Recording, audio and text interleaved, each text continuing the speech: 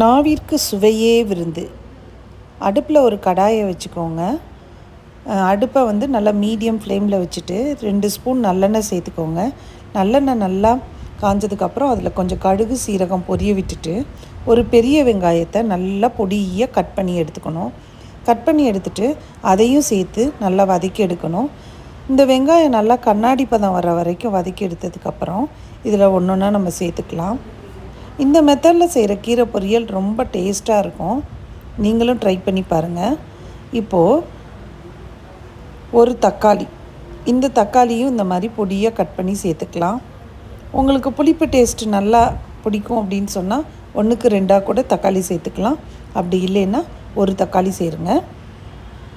இது கூட நம்ம நறுக்கி வச்சுருந்த சுக்கிட்டி கீரைன்னா மிளகு தக்காளி கீரை. இந்த கீரையை நம்ம வாஷ் பண்ணி தண்ணியெல்லாம் வடிச்சிட்டு அதுக்கப்புறம் இந்த வெங்காயத்தோடு சேர்த்து வச்சு ஒரு தடவை வதக்கி விடணும்.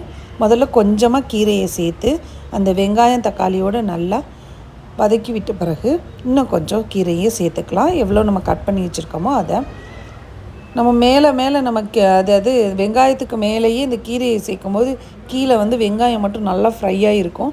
அதனால் கொஞ்சம் கீரையை முதல்ல நல்லா மிக்ஸ் பண்ணி விட்டுட்டு அது மேலே எவ்வளோ கட் பண்ணி வச்சுருக்கோமோ அந்த கீரையும் சேர்த்து நல்லா மிக்ஸ் பண்ணி விட வேண்டியதான்.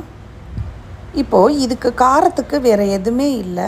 ஒரு 5-6 மிளகாய் வத்தல், எவ்வளோ காரம் பிடிக்குமோ அந்த அளவுக்கு மிளகாய் வத்தல் எடுத்து நல்லா கிள்ளி இந்த கீரை மேலேயே சேர்த்து விட்டுருங்க.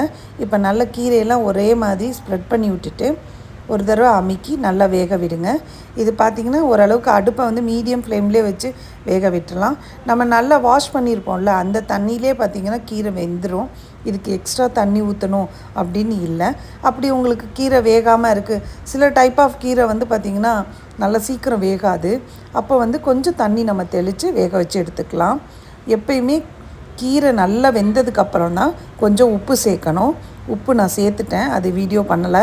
அடுத்து தேவையான அளவுக்கு தேங்காய் வந்து இந்த சுக்கிட்டி கீரைக்கு எப்பயுமே தேங்காய் அதிகமாக சேர்த்தோம்னா ரொம்ப டேஸ்ட்டாக இருக்கும். அதனால் நல்லா ஒரு கைப்பிடி அளவுக்கு தேங்காய் சேர்த்து நல்லா மிக்ஸ் பண்ணி விடுங்க. காரத்துக்கு நம்ம போட்ட அந்த வத்தலே போதும், மிளகாய் வத்தலே. ஒரு சூப்பரான நல்ல டேஸ்டான மிளகு தக்காளி கீரை, அதாவது சுக்கிட்டி கீரை ரெடி. இது ரச சாதம், தயிர் சாதம், சாம்பார் சாதம், எல்லா குழம்பு வகைகளுக்கும் ரொம்ப டேஸ்ட்டாக இருக்கும். நீங்களும் இந்த மெத்தடில் ட்ரை பண்ணி பாருங்கள். Happy cooking.